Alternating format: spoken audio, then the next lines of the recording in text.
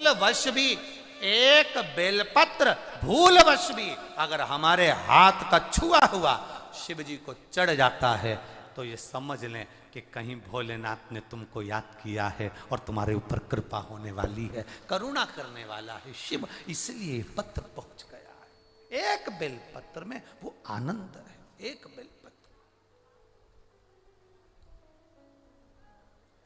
क्या सुख है बेलपत्र, क्या सुख।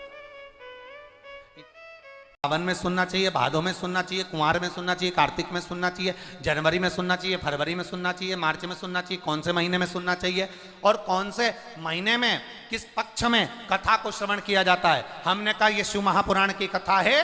जिस दिन तुम्हारा दिल कर जाए, ना सावन देखना, ना भादो देखना, ना जनवरी देखना, ना फरवरी देखना, जब तुम्हारा मन करे तब बाबा के पंडाल में बैठकर या टीवी के सामने आस्था चैनल पर तुम्हारा दिल कर जाए, उस दिन आसन लगाना जमीन पर और बैठ जाना।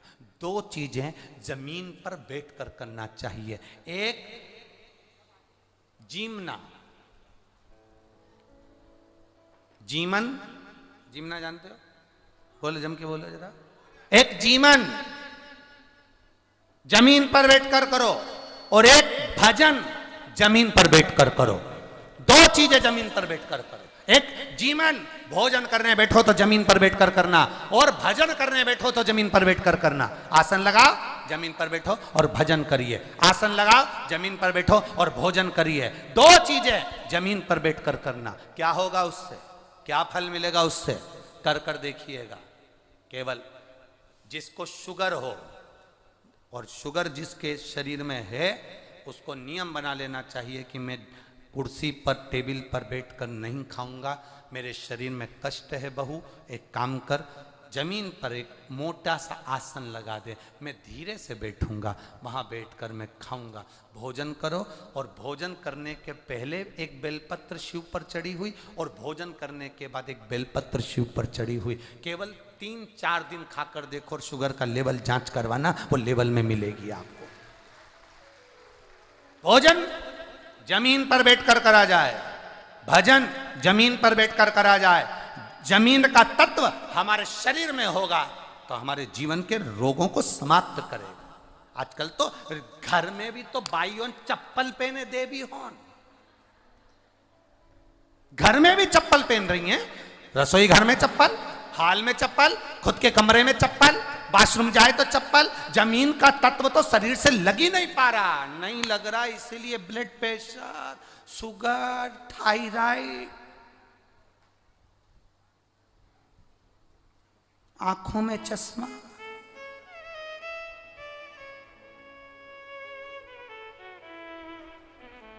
ये आ कहां से रहा? जमीन तत्व मिल कहां रहा है? जमीन तत्व की प्राप्ति कहां हो रही है?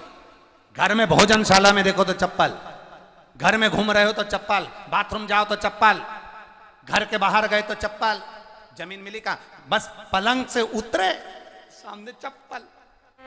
थोड़ा सा तुम्हें भले लगेगा कि गुरुजी मेरे को तो डॉक्टर ने कुर्सी पर बैठने का बोला है, मेरे शरीर में कष्ट है, मेरे शरीर में रोग है। देखो, अगर तुम अंदर से बलवान हो ना, अंदर से अगर बलवान हो ना, तो बड़े से बड़े रोग को हराने की सामर्थ्यता तुम्हारे अंदर है। और अगर तुम अंदर से बलवान नहीं हो तो रोग तुम्हें घेरता चले जाएगा। अंदर से बलवान हो गया ना, शरीर में कष्ट आ गया, तकलीफ आ गई शरीर के अंदर, रोग आ गया शरीर के अंदर, कष्ट आ गया, कोई बड़ी बीमारी भी दिख रही है कि शरीर के अंदर आ गई, थोड़ा दिन दुर्वा को लाइए। क्या लाओगे? जम के बोलो जरा।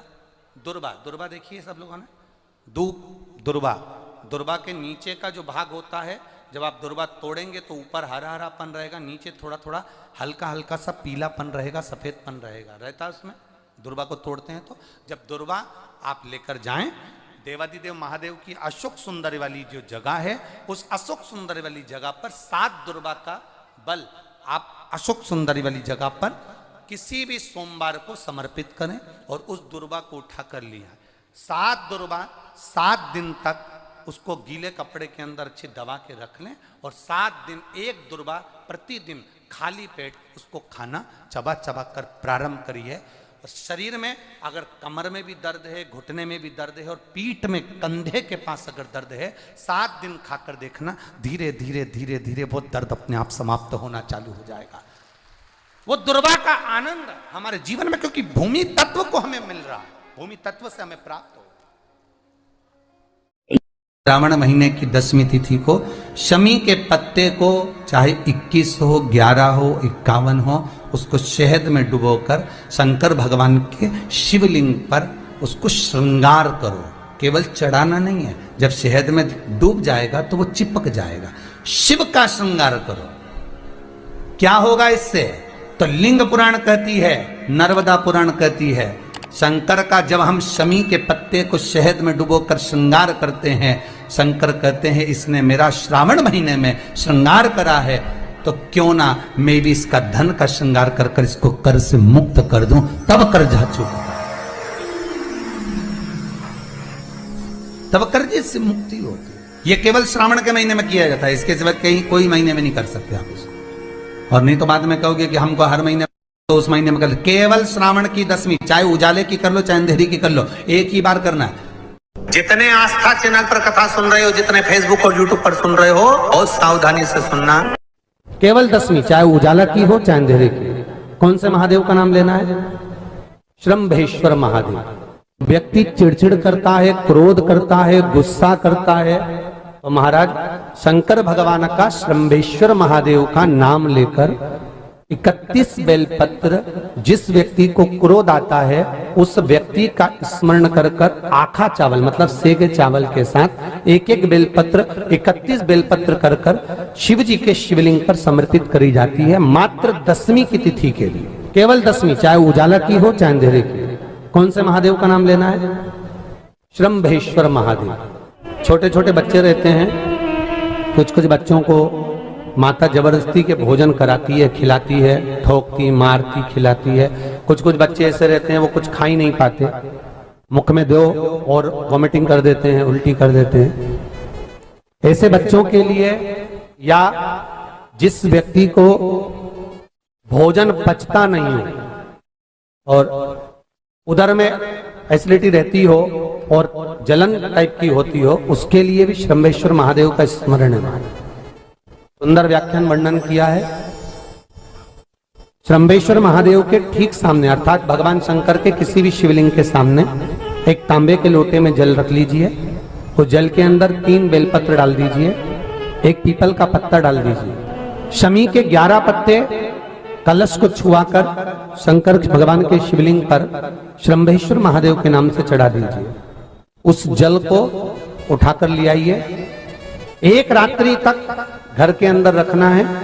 उस जल को श्रम्भेश्वर महादेव का नाम लेकर, जिस व्यक्ति को एसिडिटी होती हो या उदर खराब रहता हो या भोजन नहीं पचता हो या पेट से जुड़ी हुई प्रॉब्लम हो या बच्चों को भोजन कराते हैं और वो वोमिटिंग कर देते हो, ऐसे बच्चे को या भोजन नहीं भा रहा हो, ऐसे व्यक्ति को उस जल को सवेरे, दोपहर, शाम 3 बार श्रम्भेश्वर महादेव का नाम लेकर आचमन कराना प्रारंभ कर दो, पिलाना चालू कर दीजिए। 3 या 4 दिन पिलाओगे, अपने आप उदर में भी आनंद रहेगा, बच्चा भोजन करना भी प्रारंभ कर देगा। श्रम्भेश्वर महादेव।